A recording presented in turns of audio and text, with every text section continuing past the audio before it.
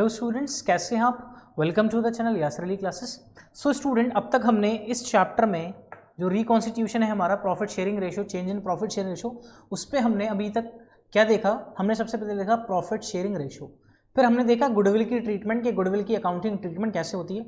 आज की इस वीडियो में हम देखेंगे स्टूडेंट्स कि जो हमारे पास वर्कमैन कॉम्पनसेशन रिजर्व है उसकी अकाउंटिंग ट्रीटमेंट हम कैसे करते हैं, कि कितने केसेस इसमें बन सकते हैं वर्कमैन कॉम्पनसेशन रिजर्व में, इसका मीनिंग क्या है, क्या इसकी अकाउंटिंग ट्रीटमेंट होगी, उसके बाद भी बैलेंस शीट में किस तरीके से रिकॉर्ड किया जाएगा, उन सारी चीज़ों को आज की हम इस वीडियो में देखने वाले हैं। सो स्टार्ट करते हैं स्टूडेंट हमारी इस वीडियो को। अगर आप इस वीडियो से इस चैनल पर आए हैं तो आपसे रिक्वेस्ट है इस चैप्टर की प्रीवियस दोनों वीडियोस भी आप देख लें। सो स्टूडेंट स्टार्ट करते हैं आज की हमारी वीडियो, जहां पर हमें देखना है what is workman compensation reserve. क्या पढ़ना है हमें कि वर्कमैन कॉम्पनसेशन रिजर्व क्या होता है। तो वर्कमैन कॉम्पनसेशन रिजर्व स्टूडेंट, सबसे पहले आपको एक चीज क्लियर कर दूं, it is a reserve, it is a reserve and you all are very much aware with the word of reserve. आप रिजर्व से बहुत अच्छी तरीके से अवेयर हैं। सो स्टूडेंट, क्या मतलब है रिजर्व का। रिजर्व क्या है, reserve are the part of profits. Reserve किसका पार्ट है, प्रॉफिट का पार्ट होते हैं। और ये वो रिजर्व है जो हम क्या कर देते हैं, सेट असाइड करके रख देते हैं, किसके लिए, वर्कर्स के लिए, कि during the course of employment if there will be any mishappening arises, अगर वर्कर के साथ during the course of employment कोई भी मिसहैपनिंग अराइज होती है तो हम इनको कहां से कॉम्पनसेट कर सकते हैं, इस रिजर्व से कॉम्पनसेट कर सकते हैं। तो हम प्रॉफिट में से अमाउंट को सेट असाइड करके रख देते हैं। ओके, तो क्या होता है ये रिजर्व देख लेते हैं।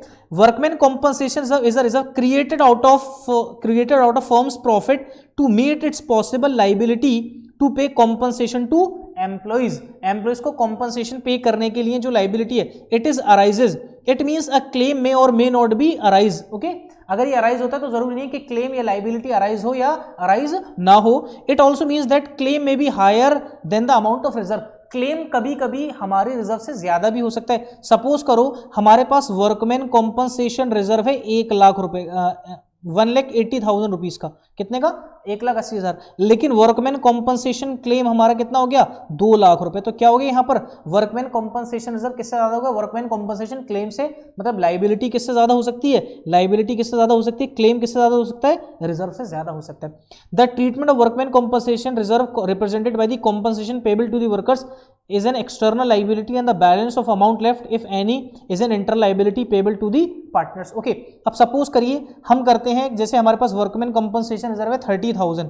ओके, वर्कमैन कॉम्पनसेशन रिजर्व है 30,000, वर्कमैन कॉम्पनसेशन क्लेम है हमारा 24,000। ठीक है, तो ये 24,000, ये जो 24,000 है इसको हम बोलेंगे एक्सटर्नल लाइबिलिटी। ये क्या है, एक्सटर्नल लाइबिलिटी, ये पे ही करना है आपको। और बाकी 6,000 की आपकी क्या बची, ये एक इंटरनल लाइबिलिटी। ये क्या है आपकी, इंटरनल लाइबिलिटी। अब इंटरनल लाइबिलिटी किसमें चली जाएगी, किसमें बांट देंगे, पार्टनर्स में। अगर पार्टनर ए बी सी हैं, मतलब कोई भी पार्टनर्स हैं, तो इनमें क्या हो जाएगी, इसको हम डिस्ट्रीब्यूट कर देंगे अगर कोई भी हमारे पास अदर कोई अमाउंट बचता है आफ्टर क्लेम। बात समझ में आ गई। ठीक है, the treatment of workman compensation reserve is as follows. देखिएगा कैसे ट्रीटमेंट करते हैं। तो देखिएगा सबसे पहले हमारे पास है वर्कमैन कॉम्पनसेशन रिजर्व के क्या क्या पार्ट है। No claim, no liability against the reserve, मतलब कोई लाइबिलिटी, कोई क्लेम है ही नहीं, रिजर्व है, कोई उस साल क्लेम आया ही नहीं। ओके, तब क्या ट्रीटमेंट होगी, if there is a liability against the reserve, अगर लाइबिलिटी है रिजर्व के अगेंस्ट में, partners decide not to close the accounts, partners इस वर्कमैन कॉम्पनसेशन रिजर्व के अकाउंट को क्लोज नहीं करना चाहते, तब क्या अकाउंटिंग ट्रीटमेंट होगी। ये सारी ट्रीटमेंट हमें स्टूडेंट समझनी है। ओके, तो देखिएगा सबसे पहला है claim is lower then amount of reserve. Claim किससे कम है, जो हमारा रिजर्व है उससे कम है। दूसरा, claim is more than amount of reserve, अब क्लेम किससे ज्यादा है, रिजर्व से ज्यादा है। नेक्स्ट है claim is equal to amount of reserve. तो ये हमारे किसके पार्ट है, if there is a liability against the reserve. ये इसके 3 पार्ट हैं। ओके, इसका कोई पार्ट नहीं है, इसका कोई पार्ट नहीं है, इसके 3 पार्ट है, या तो क्लेम रिजर्व से कम है, या क्लेम रिजर्व से ज्यादा है, या फिर इक्वल है। ओके, उस केस में क्या क्या ट्रीटमेंट होगी। अब है accounting treatment. If no liability और claim exist against workman compensation reserve, कोई लाइबिलिटी है ही नहीं, in such a case entire amount of workman compensation is transfer to old partners capital account और current account in their old profit sharing ratio. तो आपको क्या बताया था, वर्कमैन कॉम्पनसेशन रिजर्व है 30,000 का। ओके, वर्कमैन कॉम्पनसेशन क्लेम है निल, मतलब कुछ हुआ ही नहीं, तो ये तो एक्सटर्नल लाइबिलिटी थी। कौन सी लाइबिलिटी, एक्सटर्नल। तो इसका मतलब कितना बचा, 30,000 की कौन सी लाइबिलिटी बची, इंटरनल लाइबिलिटी बची। तो ये किसको बिलोंग करती है, ओल्ड पार्टनर्स को। किसको बिलोंग करती है, ओल्ड पार्टनर्स को। और जो भी चीज ओल्ड पार्टनर्स को बिलोंग करती है तो किस रेशियो में जाएगी, ओल्ड रेशियो में। अब आपको पता है स्टूडेंट, रिजर्व कहां से बनते हैं? प्रॉफिट से। रिजर्व कहां से बनते हैं? प्रॉफिट से। रिजर्व का नेचर होता है क्रेडिट। रिजर्व का नेचर क्या होता है? क्रेडिट। अब क्रेडिट चीज को खत्म किया जाएगा, तो क्रेडिट कैसे खत्म किया जाएगा? डेबिट से। किसको कैसे किया जाएगा?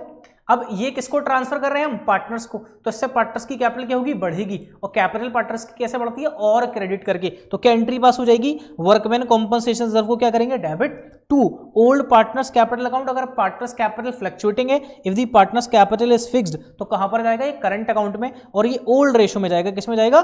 ओल्ड रेशो में। किस में जाएगा? ओल्ड रेशो में। आई होप ये केस 1 आपको समझ में आ गया हो। ठीक है, बात समझ में आ गई। नेक्स्ट केस की तरफ चलते हैं। नेक्स्ट है हमारे पास, if claim for workman compensation exist. अगर वर्कमैन कॉम्पनसेशन क्लेम एग्जिस्ट है, अगर है, तो तब क्या ट्रीटमेंट होगी? तो 3 केसेस हो सकते हैं, उसमें क्या क्या हो सकते हैं वो समझिएगा। सबसे पहला हम ले लेते हैं वर्कमैन कॉम्पनसेशन ऑफ 30,000 है मान लो, और हमारे पास वर्कमैन कॉम्पनसेशन क्लेम है 24,000। एक केस ये हो सकता है, ठीक है। दूसरा केस हमारे पास क्या बन सकता है? वर्कमैन कॉम्पनसेशन रिजर्व है 30,000 का, और हमारे पास और हमारे पास क्या? वर्कमैन कॉम्पनसेशन क्लेम है हमारे पास 40,000 रुपीज़ का। ये होगा दूसरा केस। इसमें एक और थर्ड केस बन सकता है स्टूडेंट, हमारे पास वर्कमैन कॉम्पनसेशन क्लेम है 30,000 रुपये का, और हमारे पास वर्कमैन कॉम्पनसेशन रिजर्व है 30,000, वर्कमैन कॉम्पनसेशन क्लेम भी कितना है? 30,000 रुपीज़। तो इसमें 3 केसेस बन सकते हैं, क्योंकि तीनों में ही क्या एग्जिस्ट करता है? वर्कमैन कॉम्पनसेशन क्लेम एग्जिस्ट है। बात समझ में आ रही है? अब तीनों की अलग अलग ट्रीटमेंट हो जाएगी। तो यहां पर देखिए एक्सटर्नल लाइबिलिटी कितनी है? External liability 24,000। तो यहां पर अभी भी कितना है? इंटरनल लाइबिलिटी कितनी है? 6,000 की इंटरनल लाइबिलिटी। तो पार्टनर्स में डिस्ट्रीब्यूट होगी, क्रेडिट हो जाएगी उनके अकाउंट पे, कैपिटल उनकी क्रेडिट हो जाएगी। यहां पर क्या है हमारे पास? 10,000 रुपए की लाइबिलिटी और है, तो कौन पे करेगा? क्योंकि कौन पे करेगा? यहां पर लाइबिलिटी और बढ़ गई तो क्या हो जाएगा? हमें लॉस। इसका मतलब रीवैल्यूएशन अकाउंट आएगा यहां पे। ओके, यहां पर कुछ भी अकाउंट ओपन नहीं होगा, बस इसको डायरेक्ट क्लोज कर देंगे। ठीक है, बात समझ में आ रही है? तो सबसे पहली एंट्री पहले केस में क्या है? If claim is lower than the amount of workman compensation. क्या है entry? Workman compensation reserve account debit. हमारे केस में कितना? 30,000। Okay, to provision for workman compensation claim. Liability कितने की है? 24,000 की। कितने की लाइबिलिटी है? 24,000। तो मैंने कहा था बाकी 6,000 की इंटर लाइबिलिटी पार्टनर्स में क्रेडिट हो जाएगी, तो ये 6,000 किस में आ जाएगा? पार्टनर्स में। अगर कैपिटल है, अगर हमारे पास फ्लक्चुएटिंग है तो कैपिटल में, और हमारे पास फिक्स है तो करंट में। बात समझ में आ रही है? Next, if claim is equal to workman compensation. अगर इक्वल है तब क्या करेंगे? बस direct entry. Workman compensation claim account debit कितना? 30,000। Workman compensation reserve account debit 30,000। To provision for workman compensation claim कितना? 30,000। बस हो गई एंट्री, खत्म। उसके बाद if claim is higher than the amount of workman compensation reserve. तो मैंने क्या बताया था आपको? वर्कमैन कॉम्पनसेशन रिजर्व आपको बताया था ऊपर 30,000 का, और वर्कमैन कॉम्पनसेशन क्लेम आपको बताया था 40,000 रुपीज का। इसका मतलब लाइबिलिटी बढ़ गई। लाइबिलिटी क्या हो गई? इंक्रीज। लाइबिलिटी क्या होगी? इंक्रीज। और जब लाइबिलिटी इंक्रीज होती है तो रीवैल्यूएशन अकाउंट अराइज हो जाता है, रीवैल्यूएशन। अब लाइबिलिटी इंक्रीज हो रही है तो हमें क्या हो रहा है? लाइबिलिटी इंक्रीज हो रही है तो क्या हो रहा है? लॉस। और लॉस के केस में क्या होता है? रीवैल्यूएशन अकाउंट को क्या किया जाता है? डेबिट किया जाता है। ठीक है, तो अब देखिएगा क्या एंट्री होगी। वर्कमैन कॉम्पनसेशन को तो खत्म करेंगे, डेबिट, और लाइबिलिटी का नेचर क्या होता है? क्रेडिट। ओके, तो देखिए यहाँ पे क्या एंट्री होगी। Workman compensation reserve account debit कितने का है? 30,000 रुपए का। ठीक है, आपको लॉस कितने का हुआ? 10,000 रुपए का लॉस हुआ, तो कौन सा अकाउंट बताया था मैंने आपको? रीवैल्यूएशन अकाउंट अराइज होगा। तो लॉस है तो रीवैल्यूएशन अकाउंट क्या होता है? डेबिट। तो यहां पर आ जाएगा कितना? रीवैल्यूएशन अकाउंट में कितना आ जाएगा? 10,000 रुपीज। और वर्कमैन कॉम्पनसेशन क्लेम में कितना आ जाएगा? 40,000 रुपीज। आई होप इतना क्लियर है। अब ये जो लॉस है रीवैल्यूएशन का, ये जो लॉस है इसको कौन बियर करेगा? पार्टनर्स। ठीक है, अब लॉस को आपको क्या करना है? Right of. तो लॉस तो डेबिट नेचर का होता है, खत्म कैसे होगा? क्रेडिट से। तो एंट्री क्या होगी? एंट्री क्या होगी? Old partners capital account debit to revaluation. किस रेशो में? ओल्ड रेशो में। किस रेशो में? ओल्ड रेशो में। तो देख लेते हैं नेक्स्ट एंट्री क्या है हमारे पास। ओल्ड पार्टनर्स कैपिटल और करंट अकाउंट डेबिट कितना?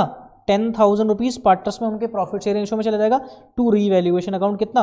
10,000 रुपए। ओके, तो आई होप स्टूडेंट ये तीनों केसेस आपको समझ में आए हो।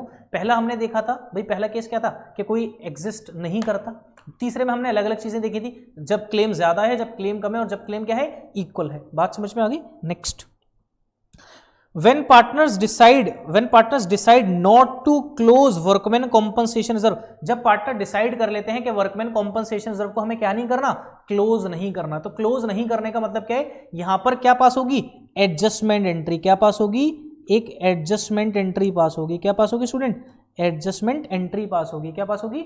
एडजस्टमेंट। ये एडजस्टमेंट लिखा है बड़ा मैंने बहुत अच्छे से, है ना। एडजस्टमेंट एंट्री पास होगी। और एडजस्टमेंट एंट्री किस में पास होती है? सैक्रिफाइसिंग रेशो में। किस में पास होगी? सैक्रिफाइसिंग रेशो में। तो कह रहा है in this case the gaining partner compensate sacrificing partner proportionality of the amount of workman compensation against which there is a liability. ठीक है, तो क्या एंट्री होगी उस केस में? क्या एंट्री होगी? गेनिंग पार्टनर्स कैपिटल और current account debit to sacrificing partners capital और करंट अकाउंट। ये एंट्री होगी और किस रेशो में होगी? सैक्रिफाइसिंग रेशो में। तो यहां पर दे रखा है गेनिंग पार्टनर्स कैपिटल अकाउंट और current account debit to sacrificing partners current capital account. Clear है? अब हमारे पास एक एग्जाम्पल है। एग्जाम्पल है स्टूडेंट हमारे पास, बाकी सारी चीजें तो समझाई थी, एग्जाम्पल से फिर एक बार समझ लेते हैं क्या कह रहा है। ABC sharing profits and losses 4:3:2 decided to take D as a partner 1/5 share in the profits with effect from 1 April 2018 on this day workman compensation reserve. तो वर्कमैन कॉम्पनसेशन का रिजर्व का बैलेंस कितना है? 90,000 का बैलेंस शीट में। अब हमारे पास अलग अलग केसेस दे रखे हैं। क्या है? Show the treatment in the following cases if there is no other information. मतलब इन्फॉर्मेशन है ही नहीं, मतलब इन्फॉर्मेशन का मतलब है there is no claim, there is no claim. तो एंट्री क्या पास करेंगे स्टूडेंट? क्या बताया था आपको? Workman compensation reserve account debit, है ना। तो workman compensation reserve account debit कितना? 90,000। भाई आपको पता है जर्नल एंट्री का date, particulars, ledger folio, debit amount, credit amount.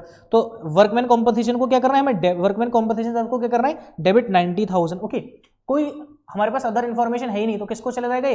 कोई लाइबिलिटी नहीं है एक्सटर्नल, तो सारा का सारा किसको चला जाएगा? इंटरनल लाइबिलिटी पार्टनर्स में। तो पार्टनर्स का रेशियो क्या है? 4:3:2। तो इसका 9 से डिवाइड करा तो ये होगा 10,000 कॉमन, 10 4 10 3 10 2। ओके, ये होगा पहला केस।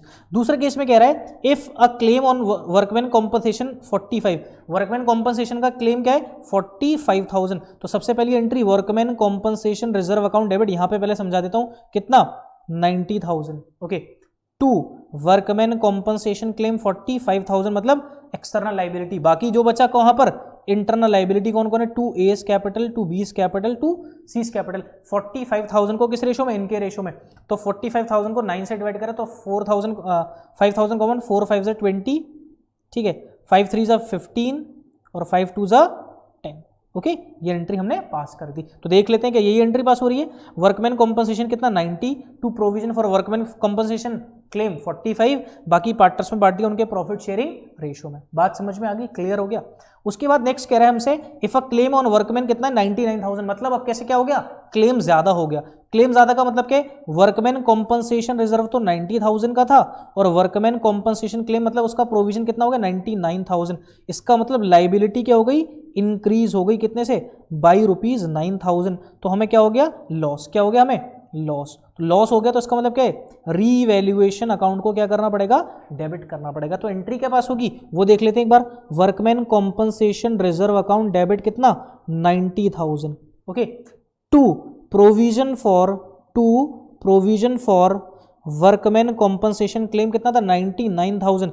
मैंने आपको बताया स्टूडेंट आपको पूरा फॉर्मेट बनाना पड़ेगा, date, particulars, ledger folio, debit amount और क्रेडिट अमाउंट का। ठीक है, 99। अब यहाँ पर यहाँ 90 है, 99 है, तो जो डिफरेंस है कहाँ चला जाएगा? वो रीवैल्यूएशन अकाउंट में। रीवैल्यूएशन अकाउंट डेबिट कितना?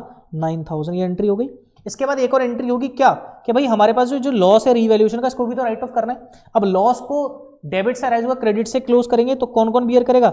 S capital account debit, B's capital account debit, C's capital account debit to revaluation. तो रीवैल्यूएशन में 9,000 को इनको रेशियो में बांटेंगे तो कितना रहेगा? 4,000, 3,000 और 2,000। चेक कर लेते हैं क्या यही एंट्री पास हो रही है? देखिएगा।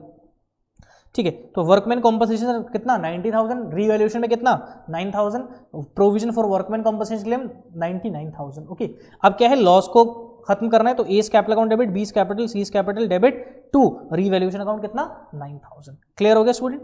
ठीक है, बताइए क्लियर है? तो हमने यहां पर इस वीडियो में स्टूडेंट ये देखा कि हम वर्कमैन कॉम्पनसेशन की ट्रीटमेंट कैसे करते हैं, कैसे अलग अलग ट्रीटमेंट वर्कमैन कॉम्पनसेशन की हो सकती है, कितने केसेस बन सकते हैं, हर एक चीज को मैंने इस वीडियो में क्लियर किया है स्टूडेंट। ओके, अब आपको क्या करना है? इससे रिलेटेड आपको अलग से भी क्वेश्चंस प्रैक्टिस करने हैं। क्या क्या मैक्सिमम परमिटेशन को मैक्सिमम केसेस बन सकते हैं वो सारे मैंने इस वीडियो में डिस्कस करें student. Okay student, I hope आपको समझ में आया। अगर आपको वीडियो पसंद आई तो प्लीज वीडियो को लाइक जरूर करें, ये मेरे लिए बहुत बड़ी गुरु दक्षिणा होगी स्टूडेंट।